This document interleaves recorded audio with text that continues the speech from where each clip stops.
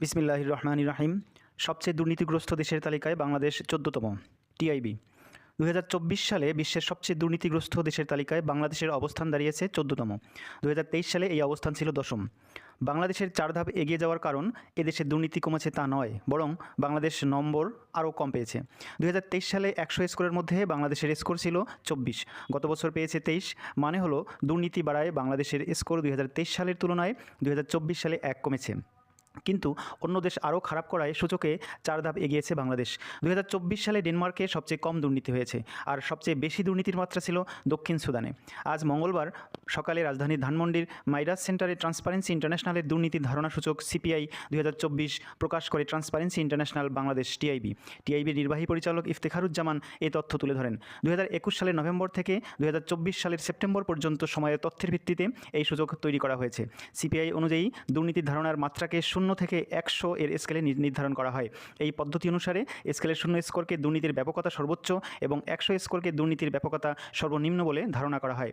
জার্মানির বার্লিন ভিত্তিক আন্তর্জাতিক সংস্থা ট্রান্সপারেন্সি ইন্টারন্যাশনালের দুর্নীতি ধারণা সূচকে সিপিআই বিদায়ী 2024 সালে বাংলাদেশের অবস্থান 2 ধাপ পিছিয়েছে। 180টি দেশের মধ্যে বাংলাদেশের অবস্থান দাঁড়িয়েছে 151তম। 2023 সালে অবস্থান ছিল 149তম। শুধু আফগানিস্তান ছাড়া দক্ষিণ এশিয়ার ভারত, পাকিস্তান, নেপাল সহ অন্যান্য দেশগুলোর মধ্যে দুর্নীতির মাত্রা বাংলাদেশে বেশি।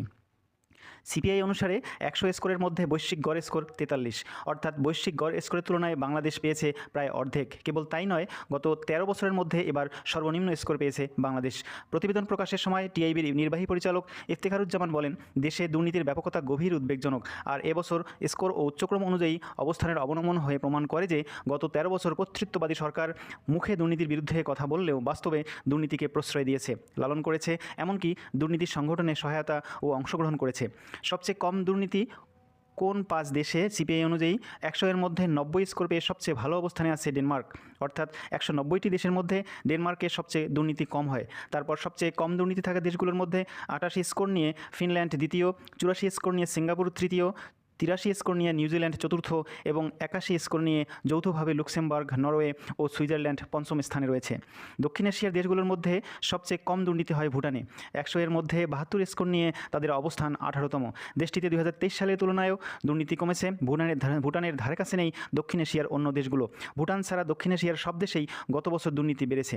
দক্ষিণ এশিয়ার 8টি দেশের মধ্যে আফগানিস্তানের পরই বাংলাদেশের দুর্নীতির মাত্রা সবচেয়ে বেশি। 2024 সালে বিশ্বের সবচেয়ে বেশি দুর্নীতির মাত্রা ছিল দক্ষিণ সুদানে। দেশটির স্কোর 100 এর মধ্যে মাত্র 8। তারপর সর্বোচ্চ দুর্নীতি মাত্রা বেশি সোমালিয়া, ভেনেজুয়েলা এবং সিরিয়ায়।